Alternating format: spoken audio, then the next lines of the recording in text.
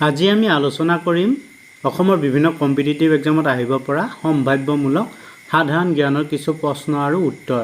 গতিকে ভিডিঅ'টি শেষলৈ চাব, লগতে প্লিজ চেনেলটি ছাবস্ক্ৰাইব কৰিব। এতিয়া আমি আগবাঢ়িছোঁ আজি প্ৰথম প্ৰশ্নটিলৈ। প্ৰথম প্ৰশ্নটি আছিলে মেডাম মেফি উৎসৱ কোন তাৰিখে উদযাপন কৰা হয়? ইয়াতে অপশ্যন চাৰিটা দিয়া আছিলে। অপশ্যন ক আছে 31 জানুৱাৰী, অপশ্যন খ আছে 31 জুলাই, অপশ্যন ক আছে 31 আগষ্ট, অপশ্যন ঘ আছে 31 ডিচেম্বৰ। ইয়াৰে শুদ্ধ উত্তৰ হৈছে 31 জানুৱাৰী। আমি প্ৰতি বছৰে 31 জানুৱাৰী তাৰিখে মেডাম মেফি দিৱস উৎসৱ উদযাপন কৰোঁ। এতিয়া আমি আগবাঢ়িছোঁ আজি আন এটি প্ৰশ্নলৈ।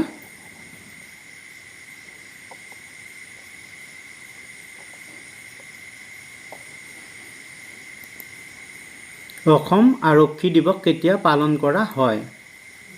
অপশ্যন ক আছে 13 জানুৱাৰী তাৰিখে, অপশ্যন খ আছে 4 এপ্ৰিল, অপশ্যন গ আছে 8 ছেপ্টেম্বৰ, অপশ্যন ঘ আছে 1 অক্টোবৰ। ইয়াৰে শুদ্ধ উত্তৰ হৈছে অপশ্যন ঘ শুদ্ধ উত্তৰ।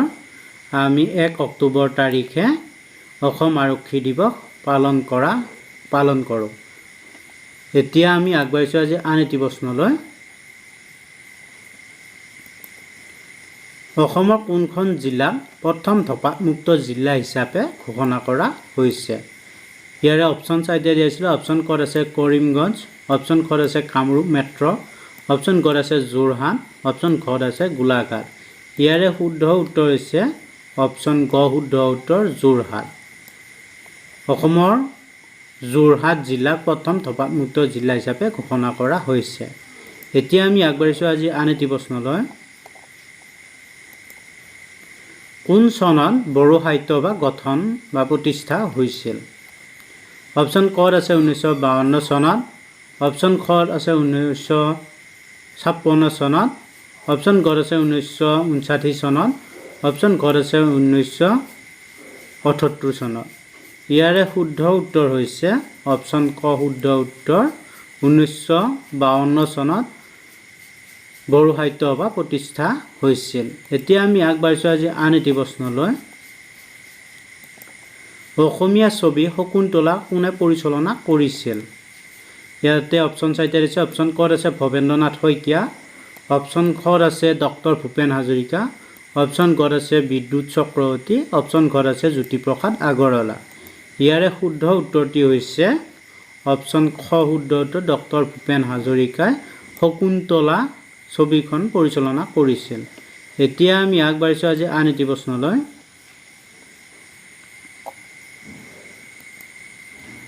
জ্যোতিপ্ৰসাদ আগৰৱালাৰ দ্বাৰা পৰিচালিত দ্বিতীয়খন ছবি কোনখন আছিল? প্ৰশ্নটি আছিলে জ্যোতিপ্ৰসাদ আগৰৱালাৰ দ্বাৰা পৰিচালিত দ্বিতীয়খন ছবি কোনখন আছিল? ইয়াতে অপশ্যন চাৰিটা দিছে। অপশ্যন ক আছে জয়মতী, অপশ্যন খ আছে ইন্দ্ৰমালতী, অপশ্যন গ আছে মনুমতী, অপশ্যন ঘ আছে চিৰাজ।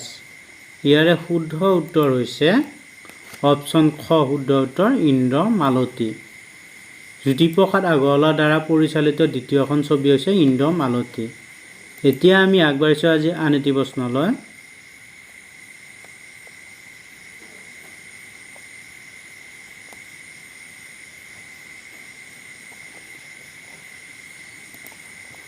ৰাষ্ট্ৰপতিৰ ৰূপৰ পদক লাভ কৰা শ্ৰেষ্ঠ প্ৰথমখন অসমীয়া ছবি কোনখন আছিল?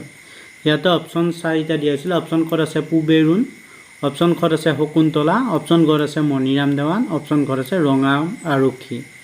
ইয়াৰে শুদ্ধ উত্তৰ হৈছে অপশ্যন ঘ শুদ্ধ উত্তৰ ৰঙা আৰক্ষী। ৰাষ্ট্ৰপতিৰ ৰূপৰ পদক লাভ কৰা শ্ৰেষ্ঠ অসমীয়া ছবি হৈছে ৰঙা আৰক্ষী। এতিয়া আমি আগবাঢ়িছোঁ আন এটি প্ৰশ্নলৈ।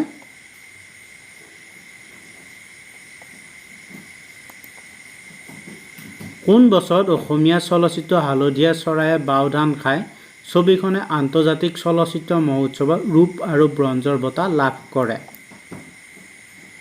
ইয়াতে অপশ্যন চাৰিটা দিয়া আছিলে। অপশ্যন খ আছে 1987 চনত, অপশ্যন খ আছে 1988 চনত, অপশ্যন গ আছে 1989 চনত, অপশ্যন ঘ আছে 1990 চনত।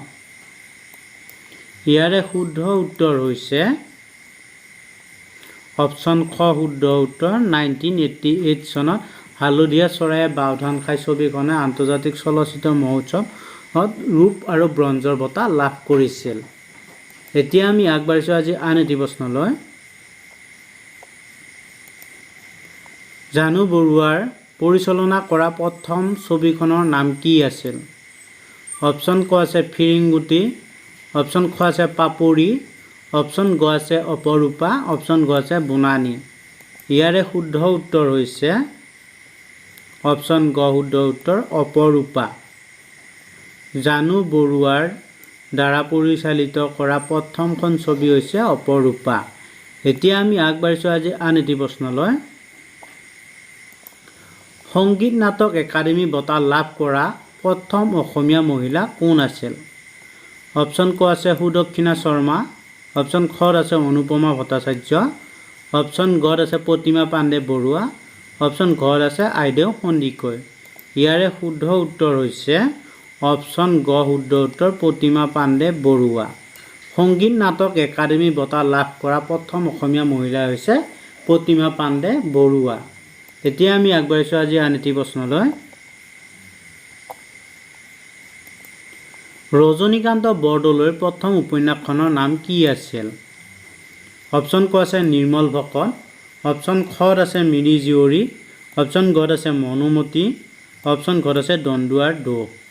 ইয়াৰে শুদ্ধ উত্তৰ হৈছে অপশ্যন খ শুদ্ধ উত্তৰ মিৰি জীয়ৰী। ৰজনীকান্ত বৰদলৈৰ প্ৰথম উপন্যাসখনৰ নাম হৈছে মিৰি জীয়ৰী। এতিয়া আমি আগবাঢ়িছোঁ আজি আন এটি প্ৰশ্নলৈ। কোনজন আহোম ৰজাৰ ৰাজত্ব কালত মোগলৰ ওপৰত নিৰ্ণায়ক জয়েৰে শৰাইঘাটৰ যুদ্ধৰ অন্ত পৰিছিল? প্ৰশ্নটি আছিলে কোনজন আহোম ৰজাৰ ৰাজত্ব কালত মোগলৰ ওপৰত নিৰ্ণায়ক জয়েৰে শৰাইঘাটৰ যুদ্ধৰ অন্ত পৰিছিল? অপশ্যন ক আছে চক্ৰধ্বজ সিংহ, অপশ্যন খ আছে উদয়াদিত্য সিংহ, অপশ্যন গ আছে জয়ধ্বজ সিংহ, অপশ্যন ঘ আছে প্ৰতাপ সিংহ। ইয়াৰে শুদ্ধ উত্তৰ হৈছে অপশ্যন খ শুদ্ধ উত্তৰ উদয়াদিত্য সিংহ। উদয়াদিত্য সিংহ আহোমৰ ৰজাৰ ৰাজত্ব কালত মোগলৰ ওপৰত নিৰ্ণায়ক জয়েৰে শৰাইঘাটৰ যুদ্ধৰ অন্ত পৰিছিল। এতিয়া আমি আগবাঢ়িছোঁ আজি অন্তিমটি প্ৰশ্নলৈ। আজিৰ অন্তিমটি প্ৰশ্ন আছিলে কোনজন আহোম ৰজাই বৰবৰুৱা আৰু বৰফুকন পদটো সৃষ্টি কৰিছিল? প্ৰশ্নটি আছিলে কোনজন আহোম ৰজাই বৰবৰুৱা আৰু বৰফুকন পদটো সৃষ্টি কৰিছিল? অপশ্যন ক আছে প্ৰতাপ সিংহ, অপশ্যন খ আছে দিহিঙীয়া ৰাজা, অপশ্যন গ আছে ৰাজেশ্বৰ সিংহ, অপশ্যন ঘ আছে লক্ষ্মী সিংহ। ইয়াৰে শুদ্ধ উত্তৰ হৈছে অপশ্যন খ শুদ্ধ উত্তৰ প্ৰতাপ সিংহ। প্ৰতাপ সিংহ আহোমৰ ৰজা প্ৰতাপ সিংহই বৰবৰুৱা আৰু বৰফুকন পদটো সৃষ্টি কৰিছিল। ধন্যবাদ বন্ধু বান্ধৱীসকল। আজি ভিডিঅ'টিৰ পৰা যদি আপোনালোকে উপকৃত হৈছে তেনেহ'লে প্লিজ চেনেলটি ছাবস্ক্ৰাইব কৰিব, লগতে